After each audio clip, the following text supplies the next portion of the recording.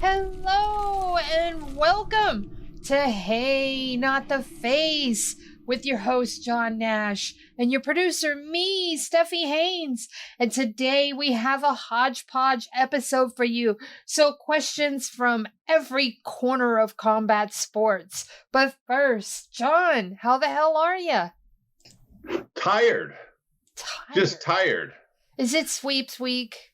Yeah, that's been sweeps, and I got this cat here who's found new ways to wake me up to feed her in the middle of the night. She nibbles my elbows and knees. I'm like, I have no idea where she got that idea, but it works because I can't sleep if someone's biting my knee. You love that cat. Just admit it. I do. She's a good. He's all I got left, so he's good. So, well, it's not actually all you have left because you have questions here, so you're never alone. Yes, I'll appreciate that. So we are just coming off of UFC 293, and Sean Strickland upset the apple cart, upset the proverbial favorite in Israel Adesanya, and he did it. Wow, he did it very emphatically. And one of the things that he said in the post-fight presser, they asked him who he would like to fight next and what the time frame would be, because he typically fights a lot. He has a heavy schedule, and will he continue with his heavy schedule into his, the holding of this belt? And he answered, it doesn't matter who I call out or when I want to fight. The UFC says who I fight and when.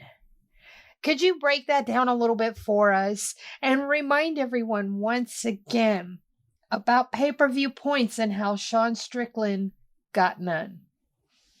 Well, typically, we'll start with the pay-per-view points. Typically a fighter, most fighter contracts, they get no pay-per-view points. Usually when you get to the top of when you get to that challenger status or a champion status, you get a contract and it'll give you pay-per-view points, but it's almost limited to the champion. You have to defend the belt to get the points. Now, there's a few former champions and big stars, Conor McGregor, Nate Diaz when he headlines events. Those guys get pay-per-view points no matter what. George St. Pierre, when he challenged Bisping, got pay-per-view points. But those are rare, very rare. In fact, they're cited in the antitrust case as very rare exceptions. For the most part, the only people that get pay-per-view points is a champion defending the title. So Strickland, as a challenger, probably got the typical boost and pay to $400,000 or $500,000 flat fee and no pay-per-view points. Now, they might have given him a discretionary bonus for winning, but nothing guaranteed on that front. So that's typical. Regarding, the UFC says when they fight, that's what fans kind of like about the UFC. It seems to be one of the number one, the number one, when fans cite what's great about MMA or UFC compared to boxing, that's one of the top things they cite is the UFC dictates the fights. And, and technically the fighter can turn down any fight, right?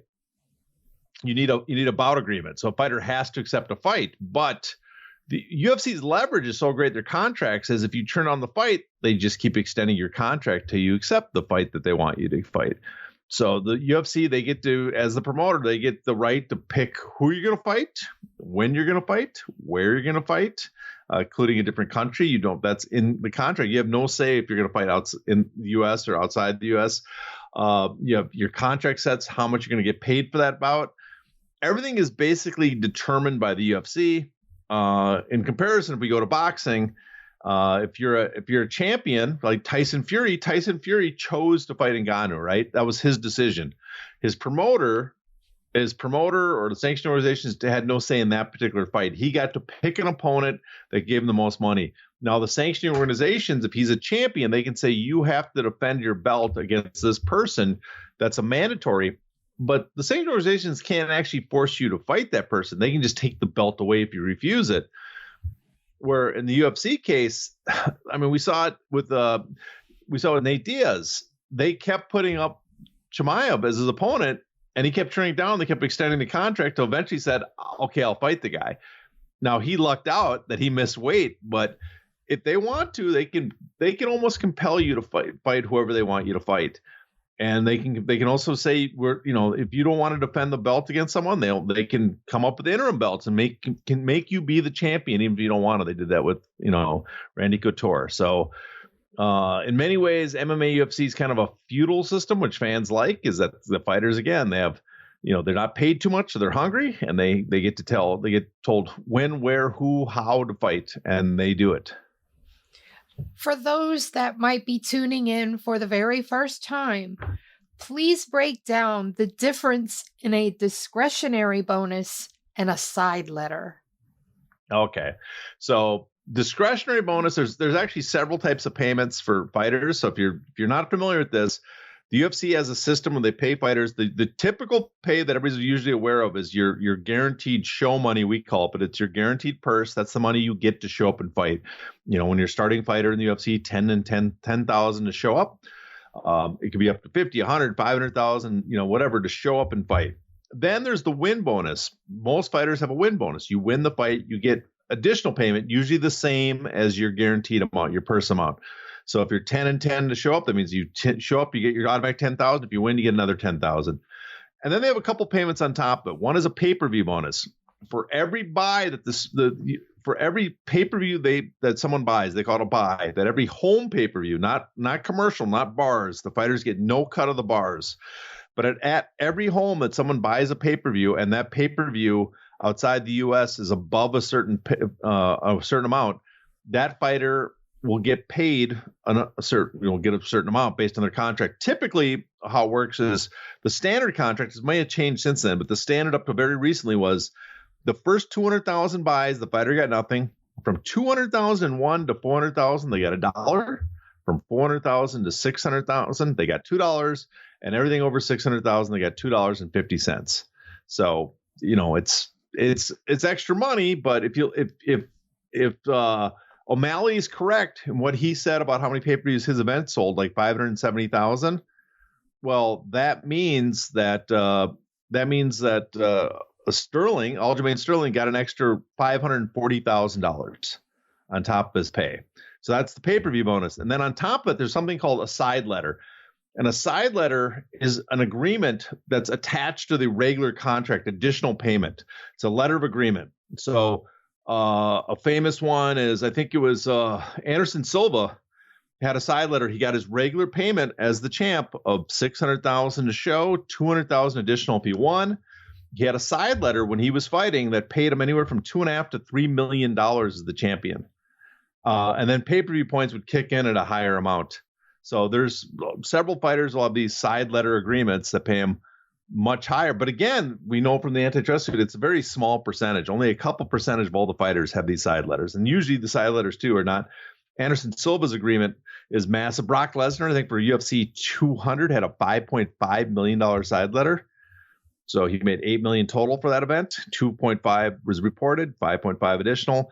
And then there's some fighters that Sexyama had a $50,000 side letter, I believe. So it fluctuates the range of they can pay. And then the final thing is they can give you discretionary bonus, not just the discretionary includes the fight of the night, the fight of the performance of the night used to be the knockout submission. That's the first discretionary. But just the UFC decides we are going to give you a bonus that is you have nothing written in paper, nothing contractual. We are just going to send you a check often a couple of weeks after the event because we're so happy with your event. And one of the biggest ever, we know from the antitrust lawsuit that probably the largest discretionary bonus ever gave was to Conor McGregor, over $2.7 million for a UFC 189. Wow. Okay. You said something in there that caught my attention. You said they don't get a cut of what bars pay. And that interests me a great deal. First of all, I'd like to know, what do bars pay for a UFC? Well, they can pay up to several thousand. It's based on the occupancy of the bar. Joe Han will go to the bar or have some go and they'll check in how many people can hold. And then they have a fee based on that. I think they average in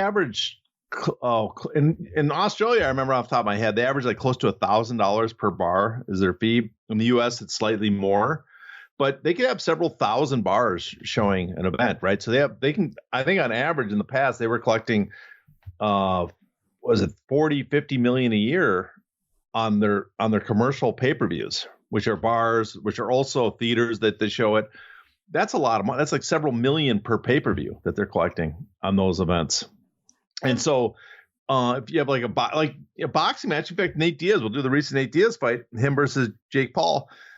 Those guys, because they kind of promoted it themselves, they had the entity. And the same with, even though they weren't the promoters, the same with Spence versus Crawford, is all the money, they get a piece of all that stuff. So that's all on the table. All the sponsorships on the table for them, the pay-per-view revenue, the foreign markets, but also the commercial bars. They get a piece where the UFC, they pay you your some amount of money. They'll pay you a bonus for pay-per-view, but the ticket sales are generally off limits to fighters. The commercial pay-per-view is off limits. So the sponsorship's definitely off limits. Now, especially nowadays, international television deals are off limits, except for the pay-per-view buys when you can get a piece of those. So a huge portion of the revenue streams, the fighters and MMA, UFC don't get to touch. And commercial pay-per-view is one of the things that UFC protects for themselves. Last question about Sean Strickland. I'm going to ask you to put on your opinion hat right now and give your honest take on Sean Strickland's ability to sell pay-per-views.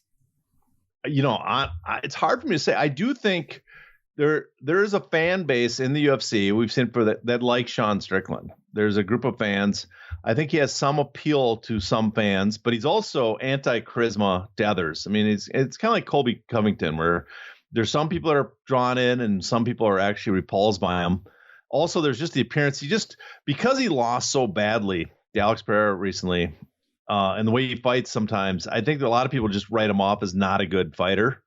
He's probably better than I label him, but he doesn't strike you as the best middleweight in the world right now, right? I think, in fact, he's the underdog versus a lot of different opponents.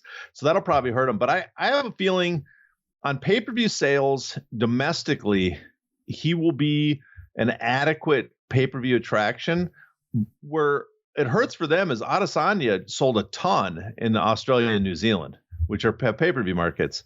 I don't see Strickland selling pay-per-views outside the US at all. So he might do okay in the US on pay-per-view. When I say okay, a couple hundred, enough that ESPN doesn't think they're losing money on the deal. But I don't see him being a major draw, and he doesn't help you in the foreign markets.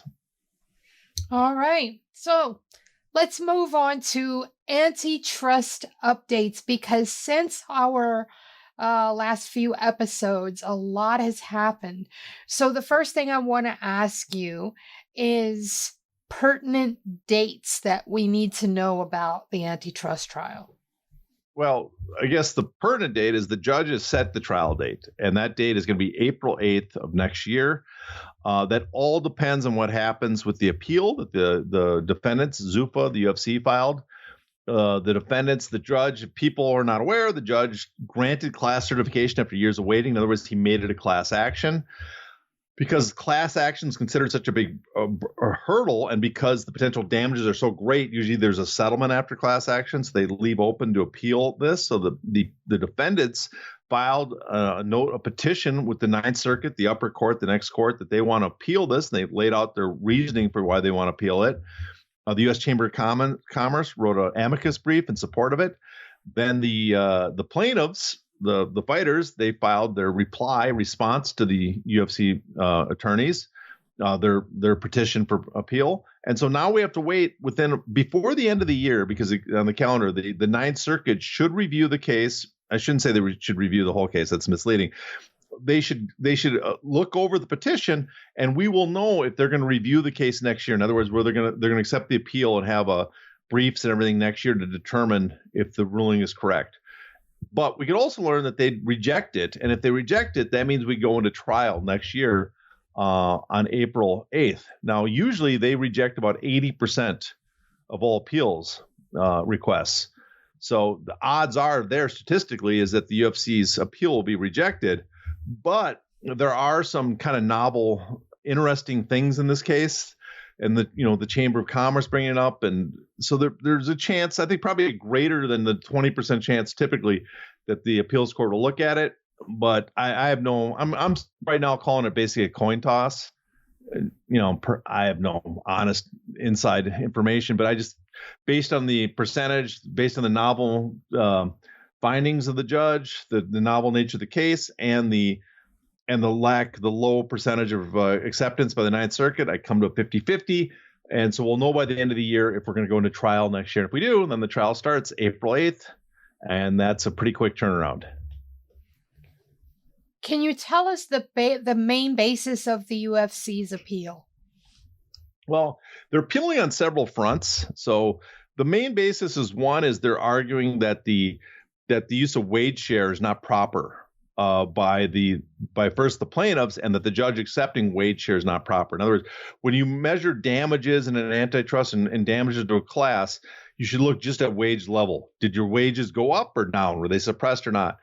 And here they're using wage share. What percentage of the revenue are the fighters getting, right? And so they're arguing that's not proper because that's just never really used. And there's some arguments back and forth. Has it ever been used in antitrust cases or class actions or in academic? It's in academics it is, but does it cross over to the legal world?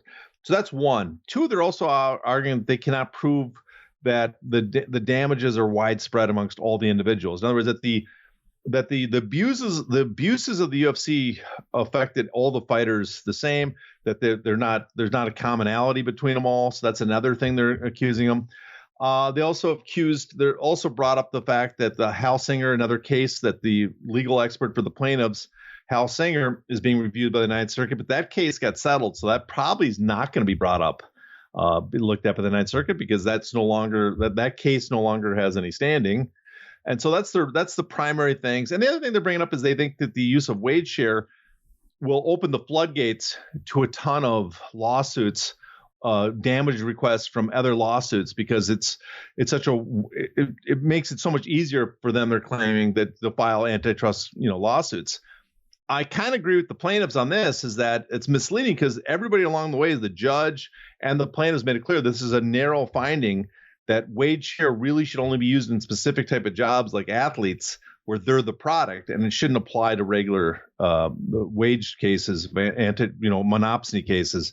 So I don't think that's strong, but the potential there, I think they bring it because it raises such eyebrows, it might get them to Ninth Circuit to look at it. But that's their major arguments why it should be appealed. All right, so let's move on into our next topic, which is Francis Ngannou, Tyson Fury. Now, in a recent clip that I saw just this past week, Tyson Fury mentioned that he had helped get Francis Ngannou a $10 million purse to fight him. Now, that's all fine and good, but I was wondering what Francis Ngannou might be able to expect, or what we might be able to expect Francis Ngannou to get as far as the pay-per-view split, anything from the concessions, anything from the gate. Could you give us your, again, opinion hat on? Could you give us your opinion on how that part will shake out? And if you agree with Tyson Fury's $10 million number? Well, I think the 10 million is probably a little low. I think it's a little higher than 10 million. I think he was just saying that as a large number to bring interest. But my understanding is Ngannou is probably going to get more than that.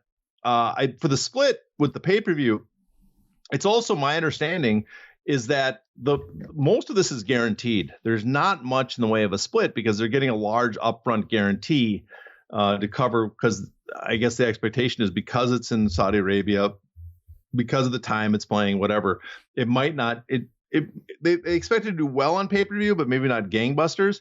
There is some upside apparently for Ngannou, but it's not, I don't know at what point it kicks in or how much the split is, but these are all just loose things you hear and you pick up. So who knows for sure, but I'm pretty confident he's going to get more than 10 million. You hear people throw out like 30, 40 million. I think I've said before, I think it's just going to be under like 20 million or just under 20 million.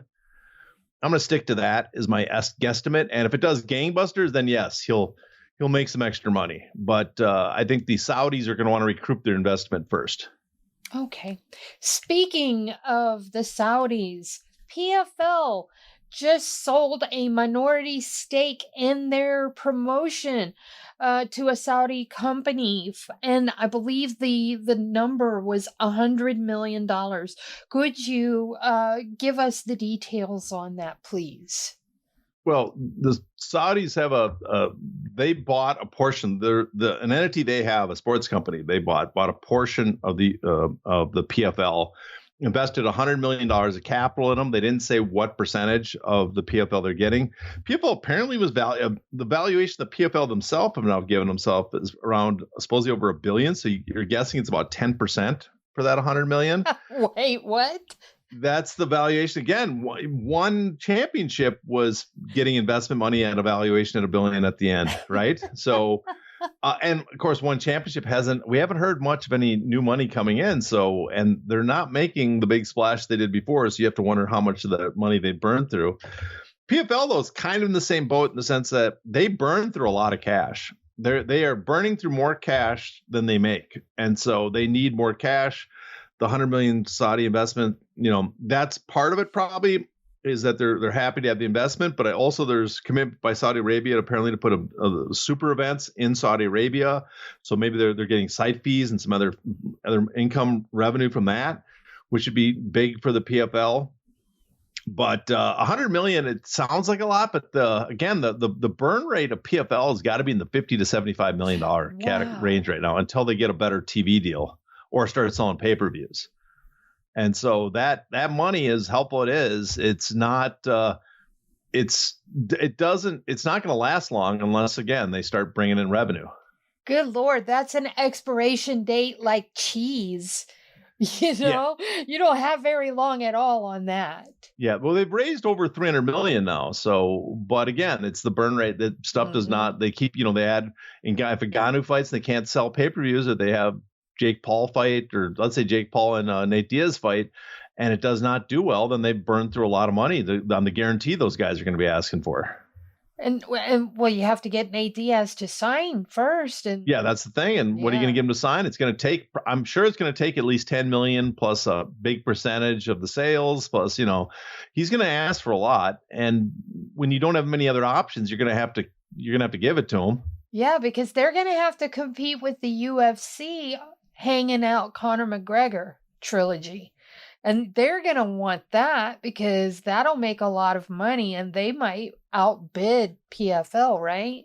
Well, I mean, UFC is probably not going to outbid them in the sense like a percentage. Like, if you go to the boxing deal again, like someone says, we're going to give you 60% of all the revenue. UFC is never going to do that. Right. But if they can wave a McGregor fight out and they know that McGregor fight's going to sell 1.5 million pay-per-views, and they know it's going to outsell 3-4 times as many as any other Nate Diaz fight, let's say. Well, then they can offer a comparative purse, right, at a much lower percentage of the revenue, but it's comparative level of pay. So yeah, I know the Diaz camp, they've talked openly. They've been in talks or expecting an offer for the Conor McGregor fight, and they know that they have some leverage to get as much as possible. My question is, if Nate Diaz gets a great deal to come back and fight Conor McGregor, what's Conor McGregor going to say?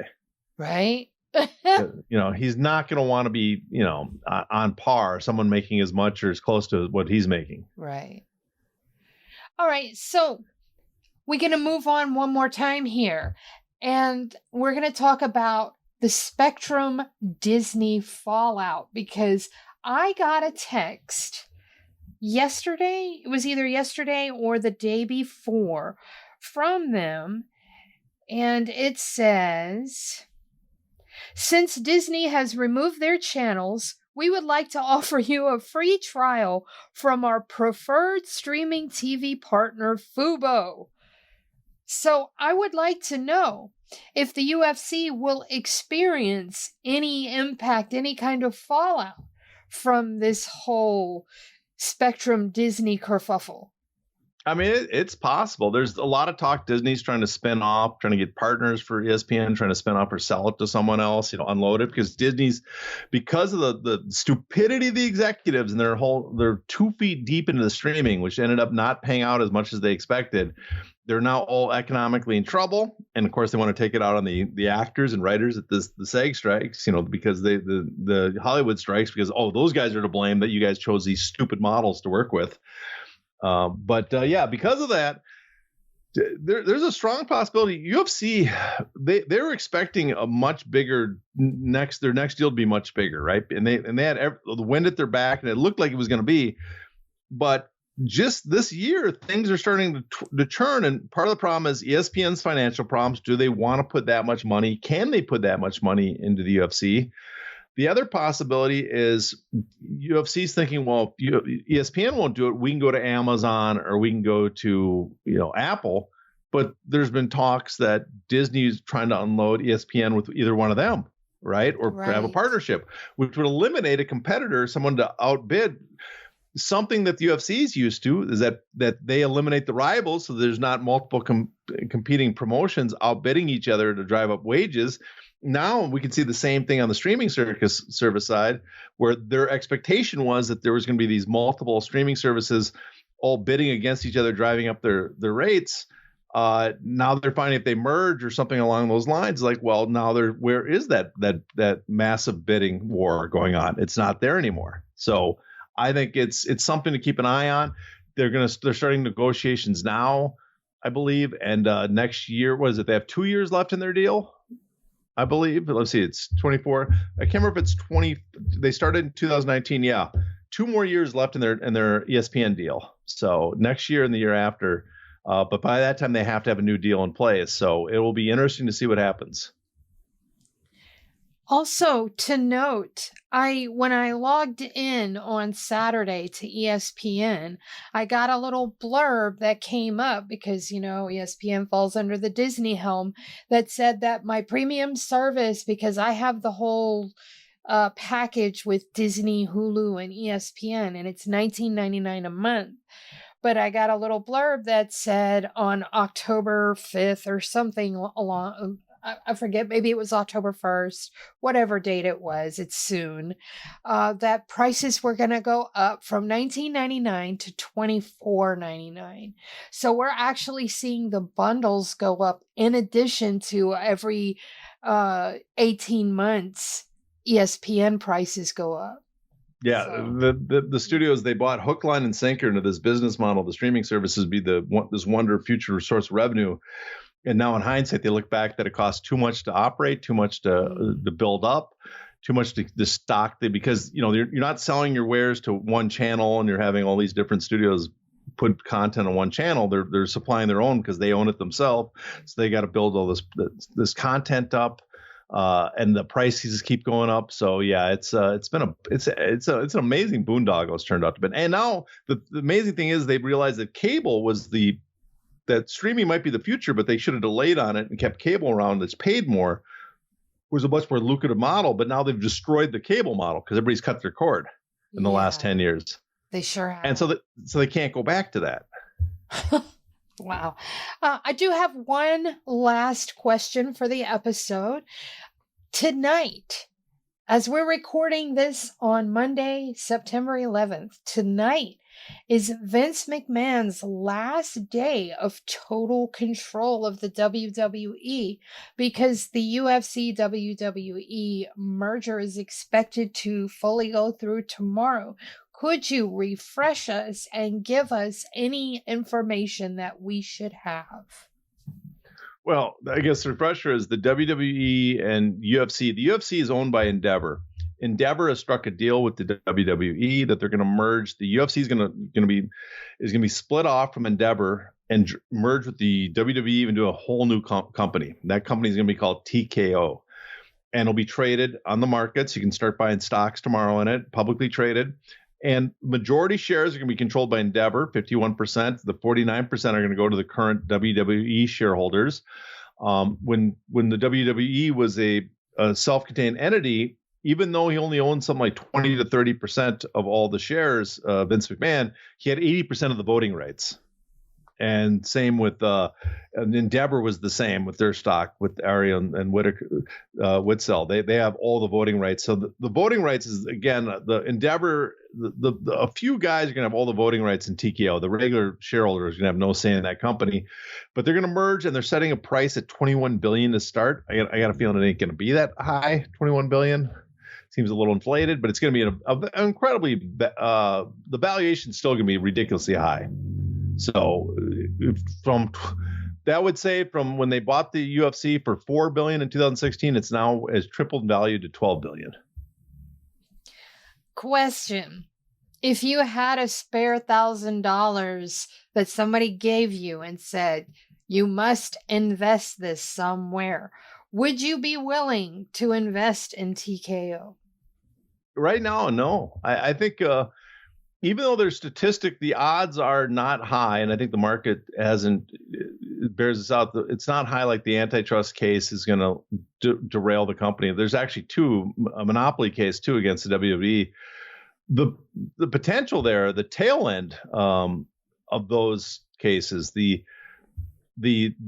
almost like a white swan effect. The potential for something massive there is so great.